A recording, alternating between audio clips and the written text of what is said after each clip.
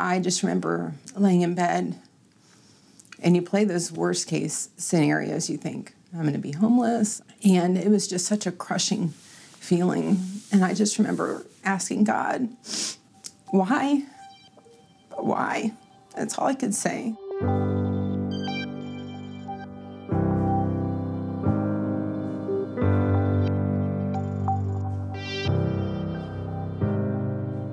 Of course, everybody gets married with stars in their eyes and hopes for the future.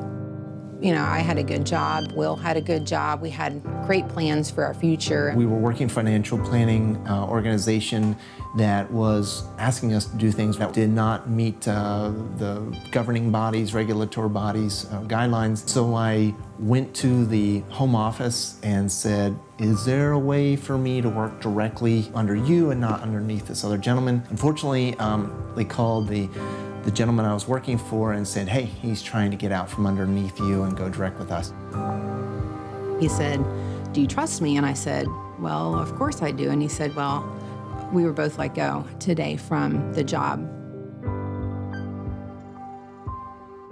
We just had our first daughter. Bella was 4 days old. And so we were both without a job.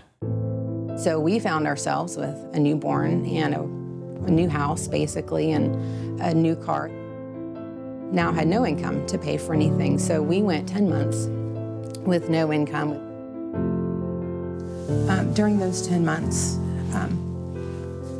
we had seen our American dream basically come crashing down before us. And just knowing what our future was going to be as far as losing the house and losing the things that we had built up for ourselves. And there wasn't really an answer to why. We're smart, we're hard workers, I grew up in the church, I was the good, I did everything right. And you look at the numbers and you go, well, this isn't going to end well, and we are going to lose everything. I started to cry because I knew how hard this was going to be, and I wasn't sure I could handle it. But I went with it, and he gave me tremendous peace.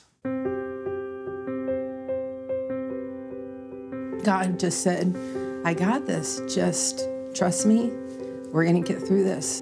We didn't have income from a job, but we still had some resources to give, so we decided that we wanted to give during this time. Our giving wasn't gonna stop just because the job wasn't there.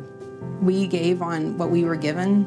People would give us, some money for groceries or for bills, and we would take some money out of that and give it.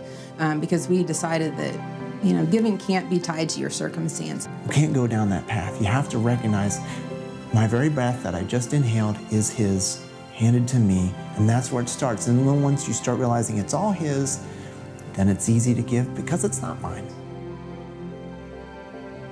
Well, life today, 4 years after the new beginning, is it's good. It's much better than I had anticipated. But knowing the last 4 years, God has provided every step of the way. And so there's no reason right now to say, oh, He's going to ditch us on the side of the road. Like, He's right there with us, and it makes it easier to trust that there are good things out there. He has good things for us. And I think my mind is more open now to how He's going to provide for it.